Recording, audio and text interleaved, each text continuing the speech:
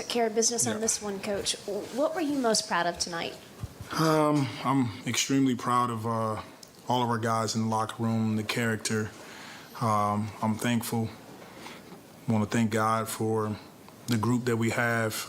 It's been some ups and downs, but it was a big time win on our home floor coming back off that trip. So that's what I'm most proud of. It was a slow start, and then Kawhi tried to make it difficult there at the end. What gives you confidence in this team that they can close these games? The moment's not going to be too big. Just understanding the character and heart in our locker room. Our guys aren't afraid of the moment. They've been in it as a group last season and carved our way to a playoff opportunity. They understand what's in front of us, and I'm a big believer in what we have in that room. Night after night, BI comes up bigger and bigger.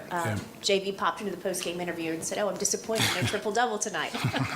How have you seen BI's game grow here as of late? I mean, it's on display for everybody to see. 2 triple-doubles in the last 5 to 10 games. Every night he's putting us on his shoulders and making play after play, not just the scoring, but getting his teammates involved. And then to finish it off for him, it's really about winning. His mindset is whatever he needs to do to win, that's what he'll do. And it's great to see, because I firmly believe, and the rest of us believe, BI is one of the best players in the NBA, and it's great to see him put it on display and his hard work pay off. How much of this run that Brandon is on is due to just playing with great force, every single possession? It has a lot to do with it. You guys can see that he gets the ball and he's going. When he plays like that, he's just hard to stop. On both ends of the floor, he's been extremely solid for us. So we want him to keep it up. I believe 31 of 35 at the foul line tonight. How important was the consistent attacking and putting a lot of pressure on them, in the paint and with drives? Well, we knew last game we dissected them with the 3-ball. So they were going to close out hard to Trey, to CJ, to J. Rich, BI. We wanted to make an emphasis on attacking them, getting to the paint, getting to the foul line, and getting easy baskets. Tonight we did that. And going back to Christian's first question, it was clear from the jump they came in with the game plan to play physical with BI and kind of push him around as much as possible. Just how impressive is it just to see how much he's grown in that area, being able to take that and still perform the way he did tonight? It's great. It's great for our whole group to see the maturity. When teams get physical with us, we're understanding that we have to execute that much better, and a lot of it has to do with getting to your spots, going with force, going with pace, and not being afraid of the contact. And we're continuing to grow and learn in that area, but once again, the guys understand the moment and they understand what it takes, and this is what it's going to be like. We knew that this team was going to come in based on what we did on their home floor and go at us right away. Yeah, staying with that theme of just growth this year, what did you think about just the way your team executed in the fourth quarter and those half-court possessions where they started trapping BI and you're still finding ways to get good shots? We're extremely proud of how we execute right now, all of us, all the coaching staff and, our players. At the end of the day, we work on those things. We work on blitz. We work on where to be on the floor. We watch film on it. And so we're seeing it translate into games. And BI, 6'9", he can see over the defense when they blitz him. He understands how to attack it, and the rest of our guys are falling in line with that. What do you think of the job that Dyson did tonight? It seemed like this was some of the best minutes that he's had since he's come back from that injury. Great. Dyson was extremely solid. We put him on Kawhi at the end of the game. Tough matchup, but he's fighting. He's fighting his tail off. He's gaining more confidence as he plays.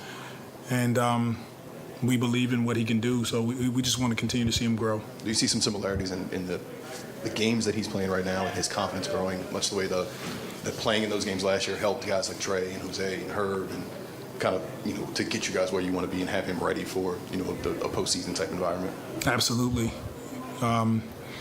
Trey, Najee, Jose, Herb, all of those guys played in meaningful minutes last season and got a chance to taste the postseason. Dyson is getting this opportunity now. Just speaking to him a few days ago, he says like the last 20 games felt like playoff games for him. So it's fun. It's fun basketball. These games mean a lot to all the teams that's kind of bunched up in the West, and we want to continue to put our head down and chop wood. When maybe a little different as a coach, but when you're watching a duel like that between Kawhi and Brandon, just what are you thinking as you're watching both these guys just hit tough mid-range after tough mid-range there in the fourth?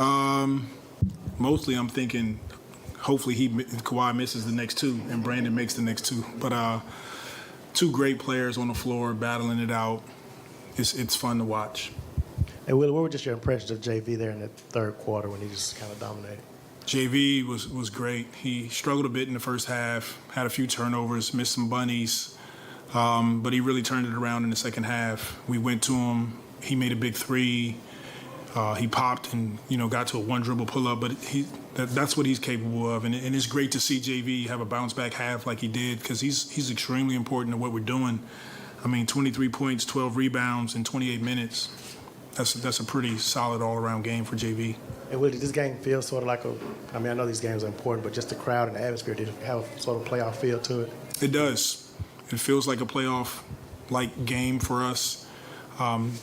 Both teams are battling for a position, and it was a good game to be a part of.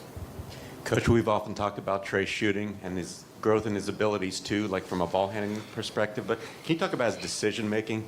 He came up with several big plays in the second half. Once in transition, taking Covington off the dribble to get the free throw line, and then catching that Brandon Ingram cross or half court pass, and in the same instance passing it to Larry.